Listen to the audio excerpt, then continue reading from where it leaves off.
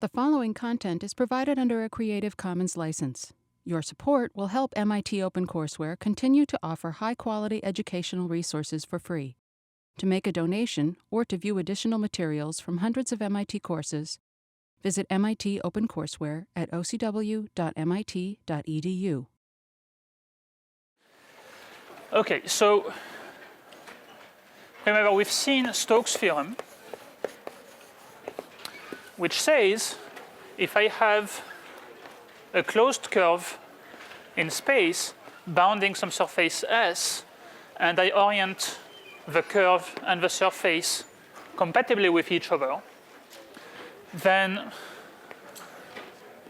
I can compute a line integral along C, along my curve, in terms of, instead, a surface integral for flux of a different vector field, namely curl F dot nds.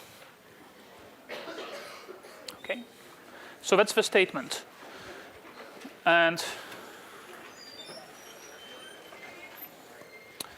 just to clarify a little bit, so again, we've seen various kinds of integrals.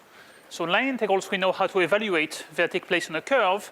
You express everything in terms of one variable, and after substituting, you end up with a usual one variable integral that you know how to evaluate. And surface integrals, we know also how to evaluate. Namely, we've seen various formulas for nds. Once you have such a formula, you do the dot product with this vector field, which is not the same as that one, but it's a new vector field that you can build out of F. You do the dot product, you express everything in terms of your two integration variables, and then you evaluate. So now what does this have to do with various other things? So one thing I want to say has to do with how Stokes helps us understand path independence. So how it actually motivates our criterion for gradient fields. Independence. Okay, so we've said that if we have a vector field defined in a simply connected region and its curl is 0, then it's a gradient field and the line integral is path independent. So let me first define for you what a simply connected region is. So we say that a region in space is simply connected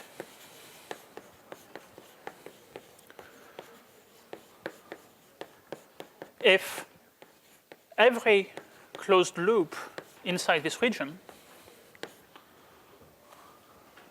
bounds some surface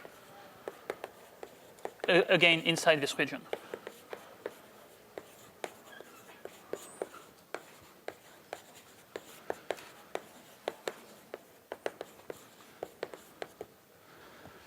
Okay, so let me just give you some examples, just to clarify. So, for example, let's say that I have a region that's the entire space with the origin removed. Okay, so space with the origin removed. Okay. Do you think it's simply connected? Who thinks it's simply connected? Who thinks it's not simply connected? Let's think a little bit harder. Let's say that I take a loop like this one. Okay, it doesn't go through the origin. Can I find a surface that's bounded by this loop and that does not pass through the origin? Yeah, I can take the sphere, for example, or anything that's just not quite the disk.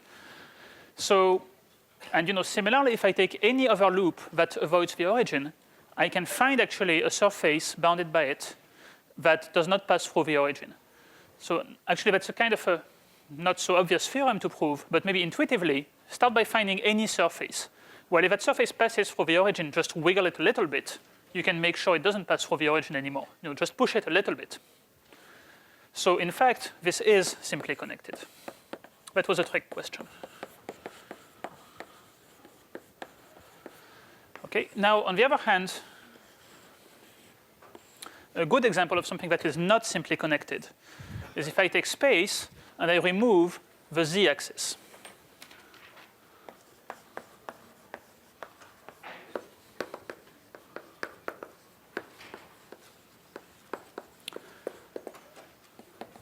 That is not simply connected. And see, the reason is, if I look again, say, at the unit circle in the x-axis, sorry, in unit circle in the xy plane, in the xy plane. So if I try to find a surface whose boundary is this disk, well, it has to actually cross the z-axis somewhere. There's no way that I can find a surface whose only boundary is this curve, which doesn't hit the z-axis anywhere. Of course, you could try to, use the same trick as there. Say, maybe we want to go up, up, up. Let's start with a cylinder. Well, the problem is you would have to go infinitely far because the z-axis goes infinitely far, and you'll never be able to actually close your surface. So no matter what kind of trick you might want to use, it's actually a theorem in topology that you cannot find a surface bounded by this disk without intersecting the z-axis. Yes? You could do like a donut shape? Well, a donut shape certainly would stay away from the z-axis, but it wouldn't be a surface with boundary just this guy. Right? It would have to have either some other boundary. If your surface, so maybe what you have in mind is some sort of donut shape like this that curves on itself and maybe comes back. Well, if you don't quite close it all the way around, so I can try to indeed draw some sort of donut here. Well, if I don't quite close it, then it will have another edge at the other end wherever I started. If I close it completely, then this curve is no longer its boundary because my surface lives on both sides of this curve. See, I want a surface that stops on this curve and doesn't go beyond it. And nowhere else does it have that kind of behavior. Everywhere else, it keeps going on. So actually, maybe actually another way to convince yourself is to find a counterexample to the statement I'm going to make about vector fields with curl 0 in simply connected regions always being conservative. So what you can do is you can take the example that we had in one of our older problem sets. That was a vector field in the plane. But just, you can also use it to define a vector field in space, just with no z component.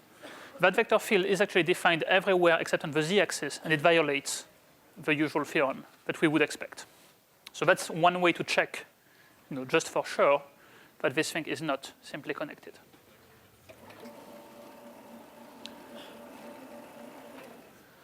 So what's the statement I want to make? So recall, we've seen if f is a gradient field,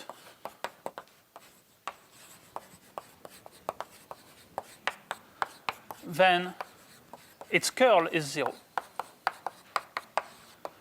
That's just the fact that the mixed second partial derivatives are equal. So now the converse is the following theorem. It says if the curl of f equals 0 and f is defined,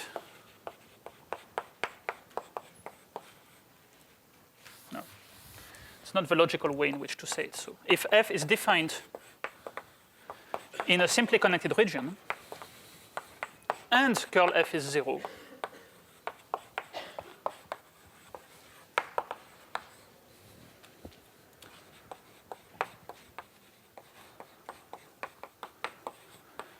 then f is a gradient field, and the line integral for f is path independent.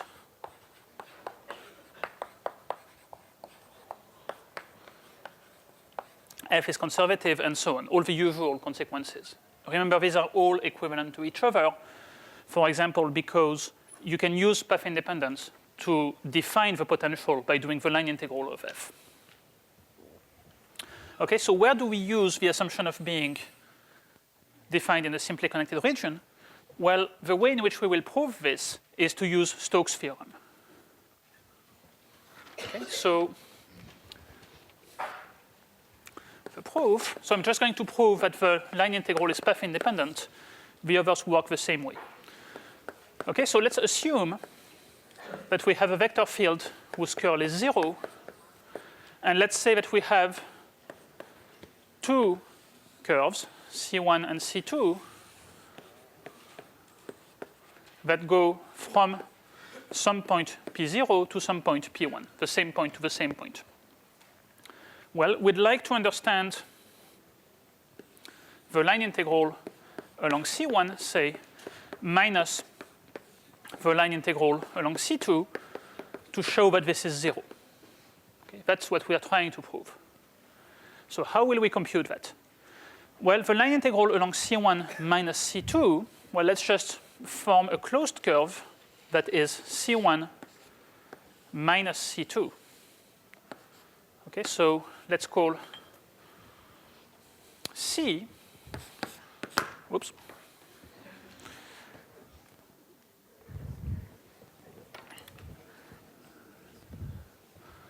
So that's equal to the integral along C of f dot dr, where C is C1 followed by C2 backwards.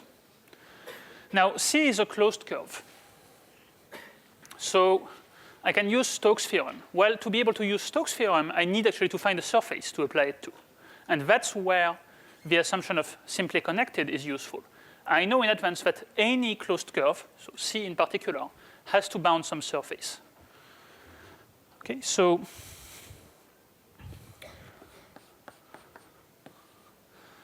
we can find S, a surface S, that bounds C because the region is simply connected.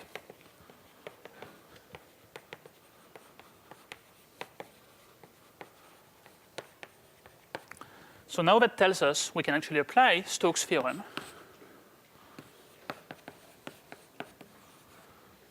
Except it won't fit here, so instead I will do that on the next line. That's equal by Stokes to the double integral over S of curl F dot vector ds, or nds. But now the curl is 0, so if I integrate 0, I will get 0. Okay, so I've proved that my two line integrals along C1 and C2 are equal, but for that I needed to be able to find a surface to which to apply Stokes' theorem, and that required my region to be simply connected.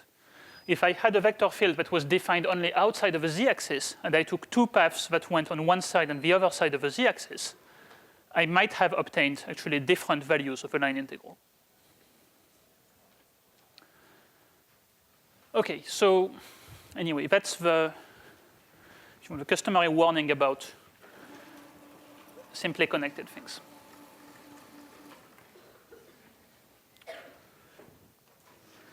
Okay, let me just mention very quickly that there's a lot of interesting topology you can do actually in space. So for example, this concept of being simply connected or not and studying which loops bound surfaces or not can be used to classify shapes of things inside space. So for example,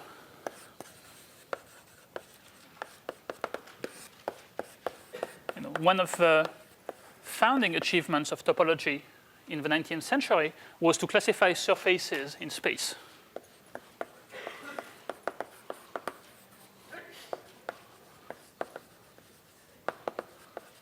By trying to look at loops on them. So what I mean by that is if I take the surface of a sphere, well, I claim the surface of a sphere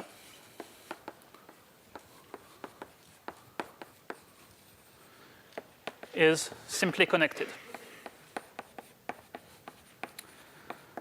Why is that? Well, let's take my favorite closed curve on the surface of the sphere. I can always find a portion of the sphere that's bounded by it. Okay. So that's the definition of the surface of a sphere being simply connected. On the other hand, if I take what's called a torus, or if you prefer, the surface of a donut, if that's more, it's a less technical term, but it's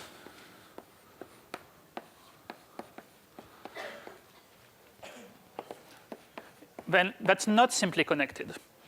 And in fact, for example, if you look at this loop here that goes around it, well, of course, it bounds a surface in space, but that surface cannot be made to be just a piece of the donut. You have to go through the hole. So you have to leave the surface of a torus. In fact, there's another one. See, this one also does not bound anything that's completely contained in the torus. And of course, it bounds this disk that's inside of the torus, but that's not a part of the surface itself. So in fact, topologists would say there's two independent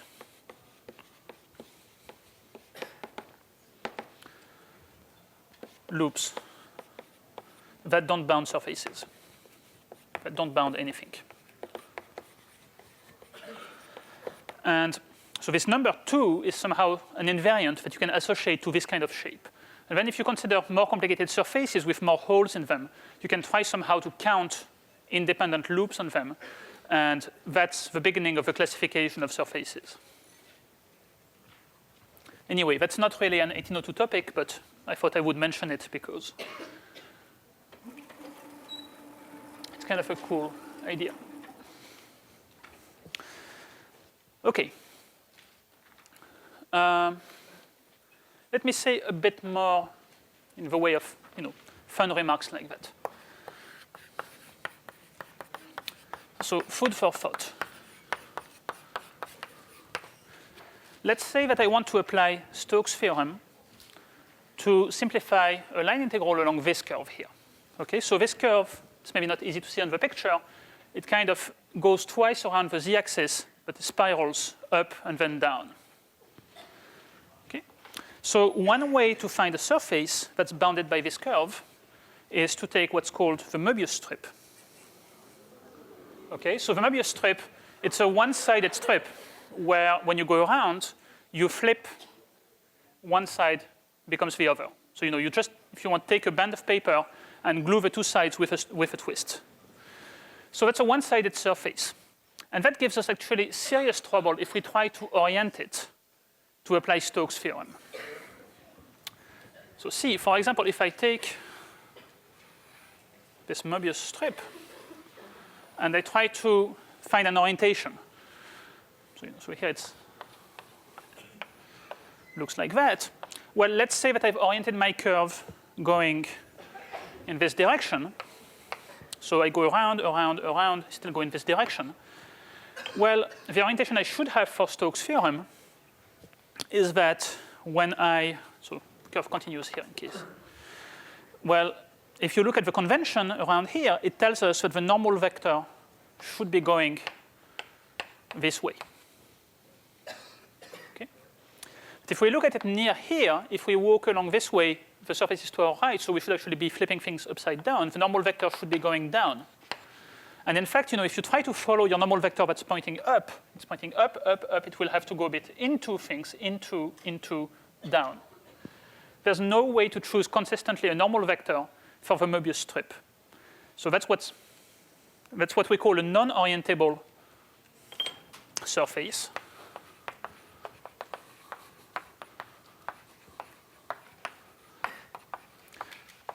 And that just means it has only one side. And if it has only one side, then we cannot speak of flux through it because we have no way of saying that we'll be counting things positively one way, negatively the other way, because there's only one, there's no notion of sides. So you can't define a side towards which things will be going positively. So that's actually a situation where flux cannot be defined.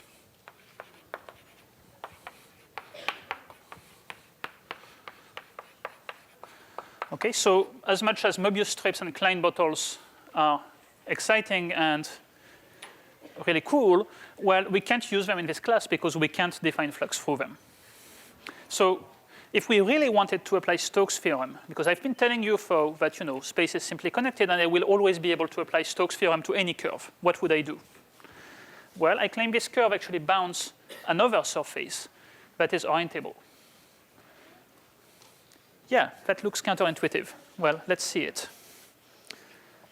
I claim you can take a hemisphere and you can take a small thing and twist it around. So in case you don't believe me, let me do it again with the transparency.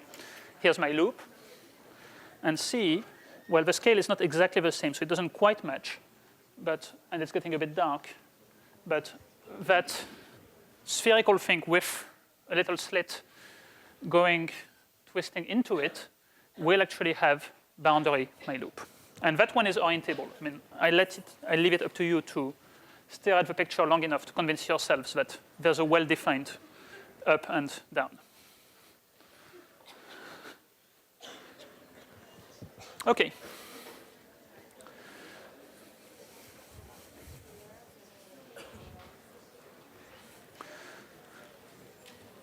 So now, in case you're getting really, really worried, there won't be any Möbius strips on the exam on Tuesday, okay?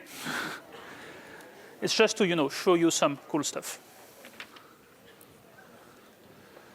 Okay, questions?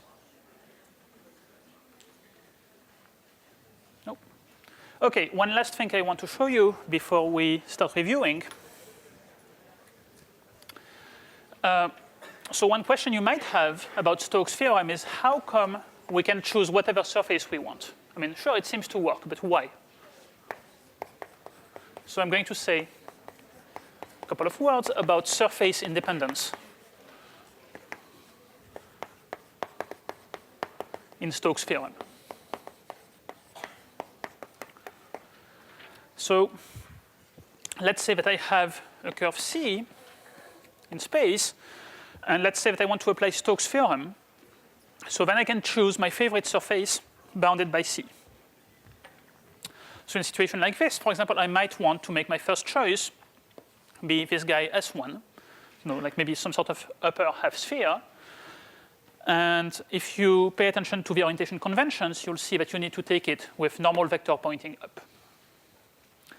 Maybe, actually, I would rather make a different choice. And actually, I will choose another surface S2 that maybe looks like that. And if I look carefully at the orientation convention, Stokes' theorem tells me that I have to take the normal vector pointing up again, so that's actually into things. So Stokes says that the line integral along C of my favorite vector field can be computed either as a flux integral for the curl through S1, or as the same integral but through S2 instead of S1. So that seems to suggest that curl F has some sort of surface independence property. It doesn't really matter which surface I take, as long as the boundary is this given curve C. Why is that? That's a strange property to have. Where does it come from? Well, let's think about it for a second. So why are these the same? Of course, they have to be the same, so that because that's what Stokes tells us. But why is that okay? Well, let's think about comparing the flux integral through S1 and the flux integral through S2. So if we want to compare them, we should probably subtract them from each other. Okay, so let's do the flux integral through S1 minus the flux integral through S2 of the same thing. Well, let's give a name. Let's call S the surface S1 minus S2. So what is S? S is S1 with its given orientation together with S2 with a reversed orientation. So S is actually this whole closed surface here. And the normal vector to S seems to be pointing outwards everywhere. Okay, so now if we have a closed surface with a normal vector pointing outwards and we want to find a flux integral through it, well, we can replace that with a triple integral. So that's the divergence theorem.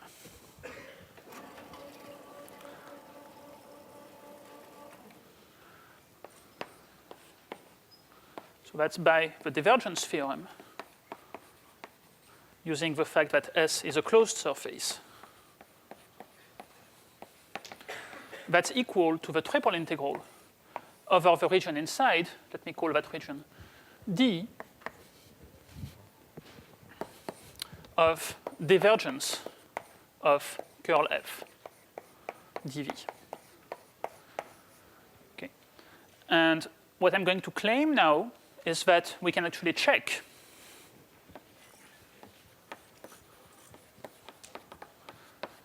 that if you take the divergence of the curl of a vector field, you always get 0. Okay?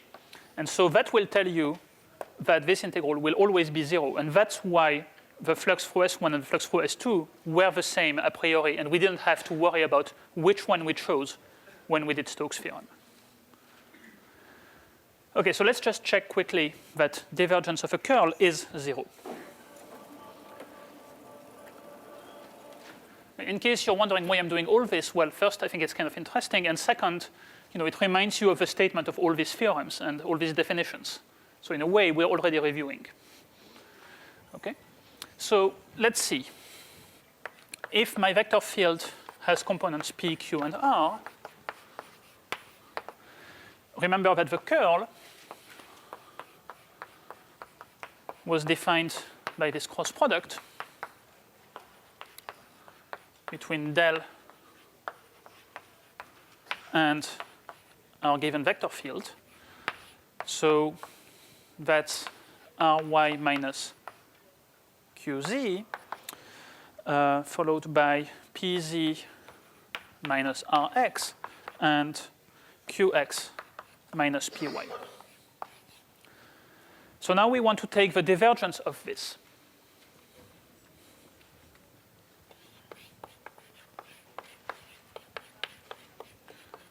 Well, so we have to take the first component, Ry minus Qz, and take its partial with respect to x. Then take the y component, Pz minus Rx, partial with respect to y, plus Qx minus Py, partial with respect to z. And, well, now we should expand this, but I claim it will always simplify to 0.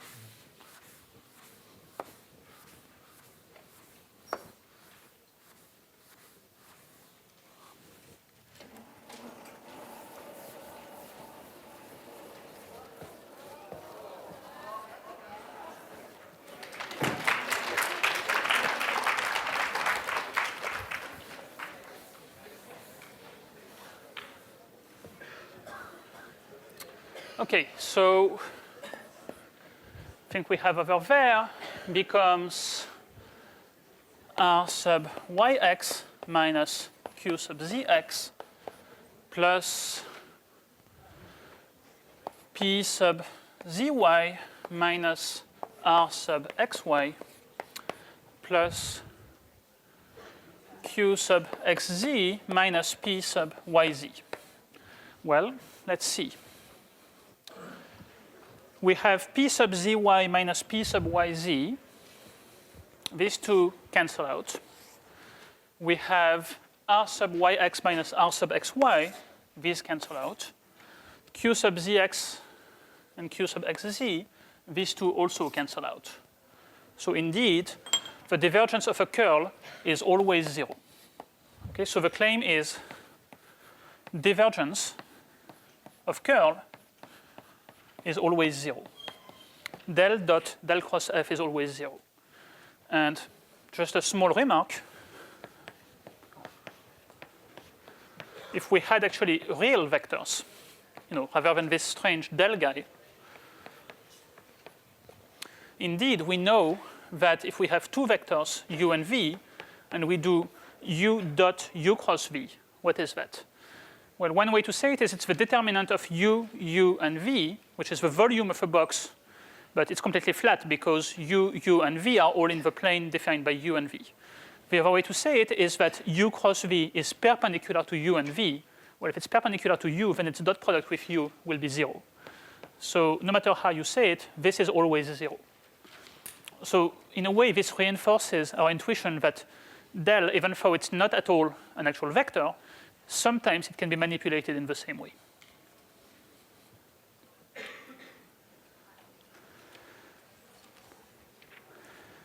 Okay, I think that's it for new topics for today.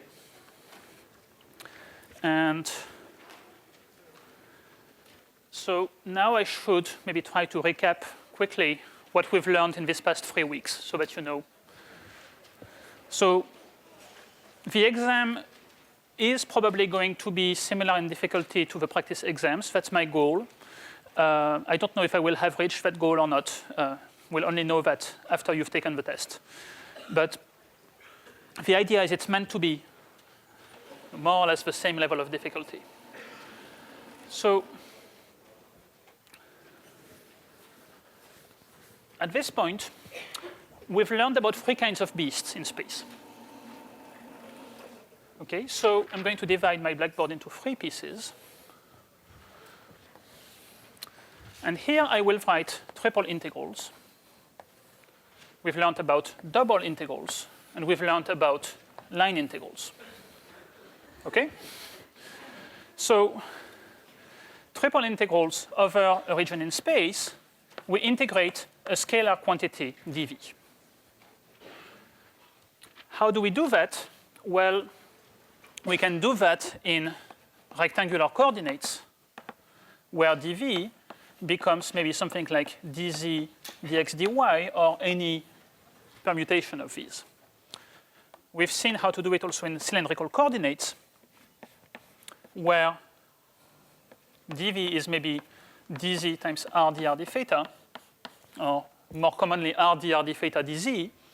But what I want to emphasize in this way is that both of these you set up pretty much in the same way. So remember, the main trick here is to find the bounds of integration. So when you do it, say, with dz first, that means for fixed xy, so for a fixed point in the xy plane, you have to look at the bounds for z. So that means you have to figure out what's the bottom surface of your solid and what's the top surface of your solid. And you have to find the value of z at the bottom, the value of z at the top, as functions of x and y. And then you will put that as bounds for z. And once you've done that, you're left with a question of finding bounds for x and y. Well, for that, you just rotate the picture, look at your solid from above. So look at its projection to the xy plane, and you set up a double integral either in rectangular xy coordinates or in polar coordinates for x and y. Of course, you can also do it in different orders, and I'll let you figure out again how that goes. But if you do dz first, then the inner bounds are given by bottom and top, and the outer ones are given by looking at the shadow of the region. Now, there's also spherical coordinates. And there we've seen that dv is rho squared sine phi d rho d phi d theta. So now, of course, if this orgy of Greek letters is confusing you at this point, then you probably need to first review spherical coordinates for themselves. Remember that rho is the distance from the origin. Phi is the angle down from the z-axis. So it's 0 on the positive z-axis, pi over 2 in the xy plane, and increases all the way to pi on the negative z-axis. And theta is the angle around the z-axis.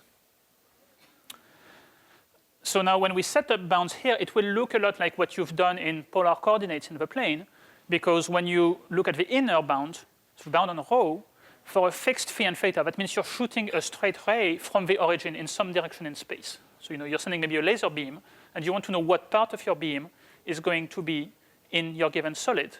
You want to solve for the value of rho when you enter the solid and when you leave it. I mean, very often, if the origin is in your solid, then rho will start at 0. Then you want to know when you exit. And I mean, there's a fairly small list of kinds of surfaces that we've seen how to set up in spherical coordinates. So, if you're really obsessed by this, go over the problems in the notes. That will give you a good idea of what kinds of things we've seen in spherical coordinates. Okay, and then evaluation is the usual way. Questions about this? Okay, so I should say, I'm going to do something bad, but so we've seen, of course, applications of this. So we should know how to use a triple integral to evaluate things like a mass of a solid, the average value of a function, the moment of inertia about one of the coordinate axes, or the gravitational attraction on a mass at the origin.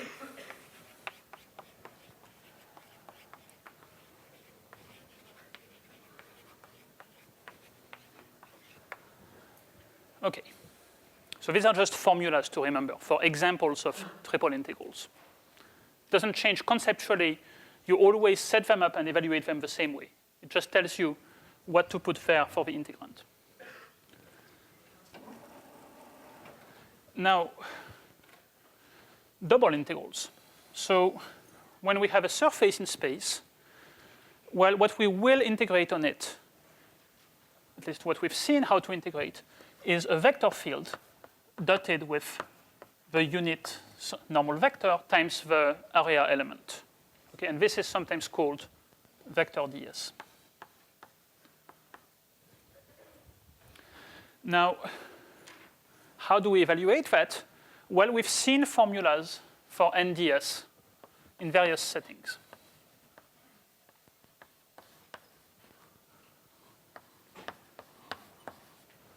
And once you have a formula for NDS that will relate NDS to maybe dx dy or something else, and then you will express, so for example, NDS equals something dx dy, and then it becomes a double integral of something dx dy. Now, in the integrand, you want to express everything in terms of x and y. So if you had a z, maybe you have a formula for z in terms of x and y. And when you set up the bounds, well, you try to figure out what are the bounds for x and y. That would be just looking at it from above. Of course, if you're using other variables, figure out the bounds for those variables. Then when you've done that, it becomes just a double integral in the usual sense. Okay, so maybe I should be a bit more explicit about formulas because there have been a lot. So let me tell you about a few of them. Let me actually do that over here because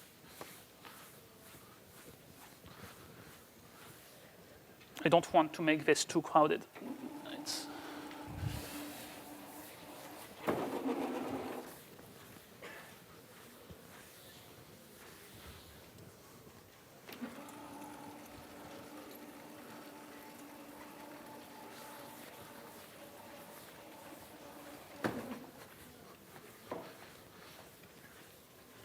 Okay, so what kinds of formulas for NDS have we seen?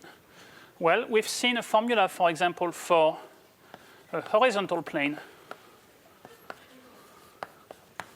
or for something that's parallel to the YZ plane or the XZ plane. Well, let's do just the YZ plane for a quick reminder. So if I have a surface that's contained inside the YZ plane, then obviously I will express ds in terms of, well, I will use y and z as my variables. So I will say that ds is dy dz, or dz dy, whatever is most convenient. Maybe we'll even switch to polar coordinates after that, if the problem wants us to. And what about the normal vector? Well, the normal vector is either coming straight at us, or it's maybe going back away from us, depending on which orientation we've chosen. So this gives us NDS. We dot our favorite vector field with it. We integrate, and we get the answer. Okay, we've seen about spheres and cylinders centered at the origin or centered on the z-axis. So the normal vector sticks straight out or straight in, depending on which direction you do it in. So for a sphere, the normal vector is x, y, z divided by the radius of the sphere. For a cylinder, it's x, y, 0 divided by the radius of the cylinder. And the surface element on a sphere, so see, it's very closely related to the volume element of spherical coordinates, except you don't have a rho anymore. You just plug in rho equals a. So you get a squared sine phi d theta. And for a cylinder, it would be a dz d theta. So by the way, I mean, just a quick sanity check. You know, when you're doing an integral, if it's a surface integral, there should be two integral signs, and there should be two integration variables, and there should be two d somethings. If you have a wrong number of, you know, if you end up with a dx, dy, dz in a surface integral, something is seriously wrong.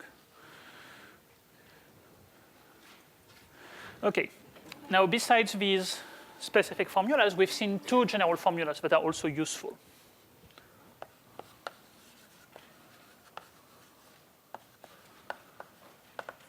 So one is, if we know how to express z in terms of x and y, and just to change the notation to show you that it's not, you know, set in stone, let's say that z is known as a function z of x and y.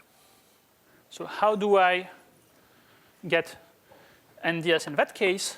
Well, we've seen a formula that says negative partial z partial x, negative partial z partial y, 1 dx dy.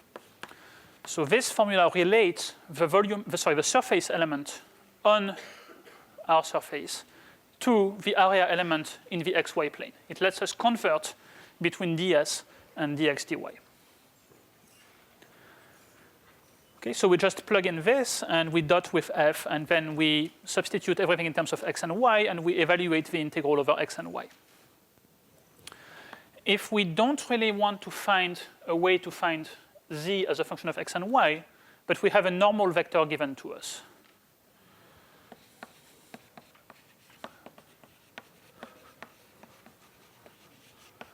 Then we have another formula which says that nds is, sorry, I should have said it's always up to sign because we have the two orientation conventions. We have to decide based on what we are trying to do whether we are doing the correct convention or the wrong one. So the other formula is n over n dot k dx dy. Sorry, are they all the same? There's no, well, if you want, you can put an absolute value here, but it doesn't matter because it's up to sign anyway. So, I mean, this formula is valid as it is. Okay, and they will all eventually, I mean, if you try, you know, if you're in a situation where you can apply more than one formula, they will all give you the same answer in the end because it's the same flux integral. Okay. So anyway, so we have various ways of computing surface integrals, and probably one of the best possible things you can do to prepare for the test is actually to look again at some practice problems from the notes that do flux integrals over various kinds of surfaces, because that's probably one of the hardest topics in this unit of the class. Okay. Anyway, let's move on to line integrals. So now those are actually a piece of cake in comparison, okay? Because all that this is just integral of p dx plus q dy plus r dz.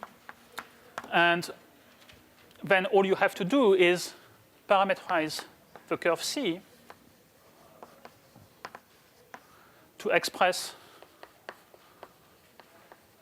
everything in terms of a single variable.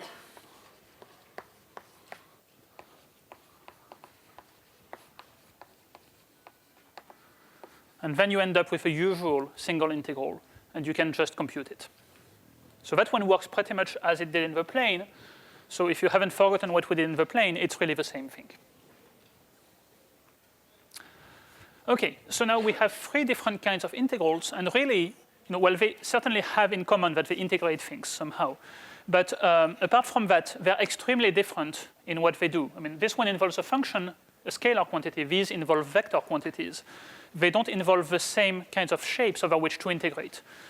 Here you integrate over a three-dimensional region. Here you integrate only over a two-dimensional surface, and here only a one-dimensional curve. So try not to confuse them. That's basically the most important advice. Don't get mistaken. Each of them has a different way of getting evaluated. Eventually, they will all give you numbers, but through different processes. So now, well, I said these guys are completely different. Well, but we still have some bridges between them. Okay, so we have two, maybe I should say three, well, two bridges between these guys. Okay, so we have somehow a connection between these, which is the divergence theorem. And we have a connection between that, which is Stokes' theorem. So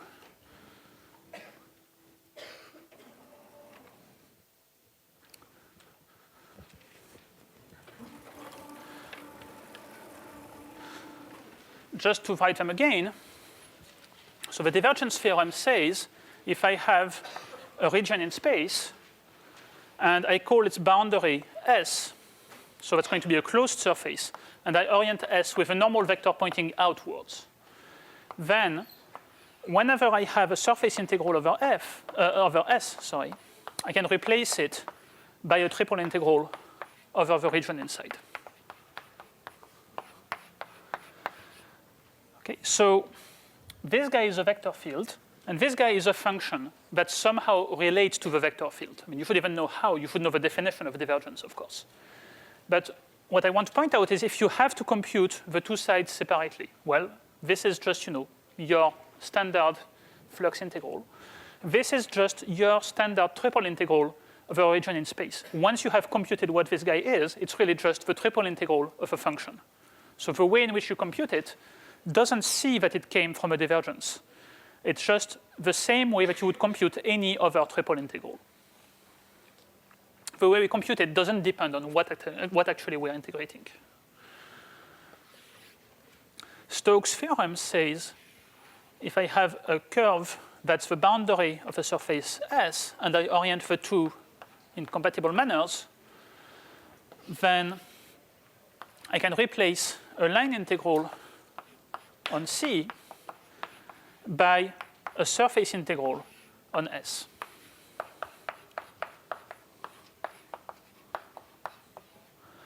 Okay. And that surface integral, well, it's not for the same vector field. This relates a line integral for one field to a surface integral from another field. That other field is given from the first one just by taking its curl. So after you take the curl, you obtain a different vector field. And the way in which you will compute this surface integral is just as with any surface integral. You just find a formula for NDS, dot product, substitute, evaluate. The calculation of this thing, once you've computed curl, does not remember that it was a curl. It's the same as with any other flux integral. Okay? And finally, the last bridge. So this was like between 2 and 3. This was between 1 and 2. Let me just say there's a bridge between 0 and 1.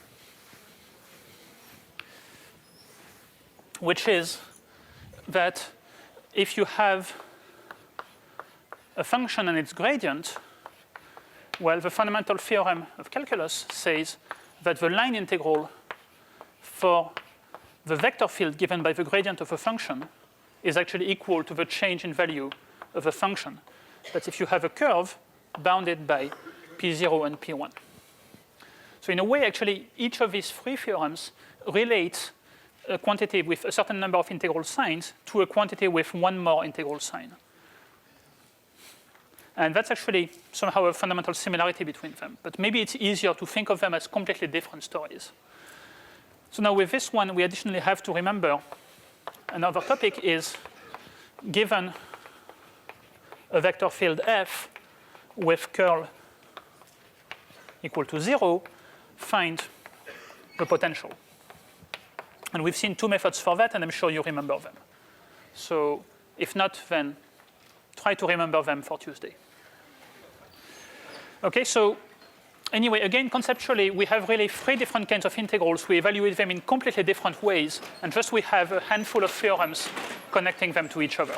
But that doesn't have any impact on how we actually compute things.